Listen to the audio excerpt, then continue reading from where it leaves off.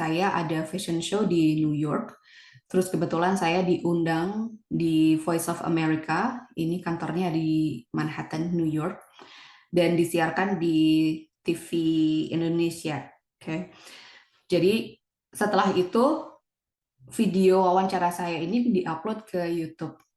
Terus anak saya usia 3 tahun ya, jadi dia sudah mulai mengerti gitu.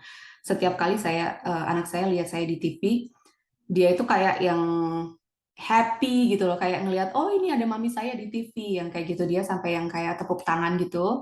Jadi kita semua punya privilege yang sama, kita bisa menjadi apapun yang kita mau.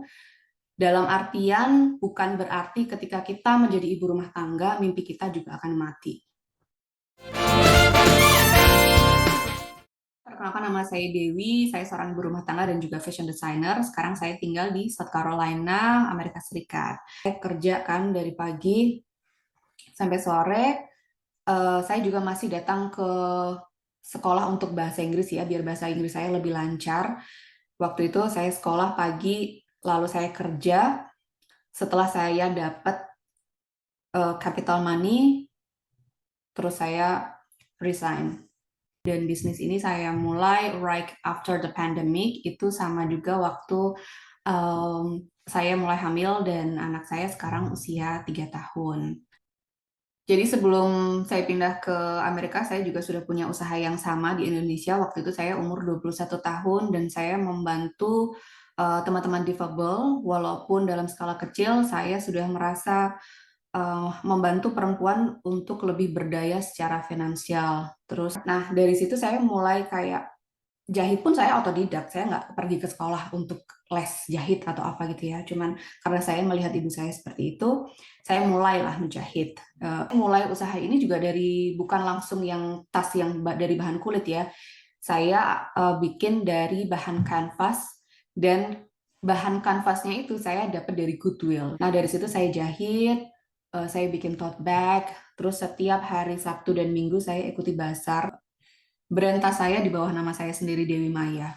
Jadi usaha di Amerika itu kita harus punya legal izin usaha yang bisa kita gunakan. Jadi tidak serta-merta kita bisa membuat produk lalu dijual gitu ya. Karena ini akan berurusan juga dengan pajak dan lain sebagainya. Jadi 2 tahun yang lalu saya punya legalitas usaha dan saya mulai bisnis ini benar-benar dari zero. Jadi basic company saya ini adalah online. Jadi saya benar-benar kerja dari rumah, dan juga semuanya shipping dan apapun saya kerjakan dari rumah karena marketing saya luas. Akhirnya saya mendapatkan grant dari Chapman Culture Center. Mereka memberikan saya 2 industrial mesin jahit sekitar $8.000. Jadi Chapman Culture Center ini membantu saya, tapi tidak dalam bentuk uang, tapi dalam bentuk mesin jahit. Saya ada fashion show di New York. Terus kebetulan saya diundang di Voice of America. Ini kantornya di Manhattan, New York, dan disiarkan di TV Indonesia. Oke. Jadi setelah itu video wawancara saya ini diupload ke YouTube. Terus anak saya usia 3 tahun ya, jadi dia sudah mulai mengerti gitu. Setiap kali anak saya lihat saya di TV, dia itu kayak yang happy gitu loh, kayak ngelihat, oh ini ada mami saya di TV, yang kayak gitu. Dia sampai yang kayak tepuk tangan gitu. Jadi saya rasa saya punya kebanggaan tersendiri, ternyata menjadi ibu di rumah yang kerja. Anak saya itu juga ngerti kalau ternyata maminya tuh kerja dan sekarang maminya ada di TV. Jadi kayak saya punya rasa bangga tersendiri sih.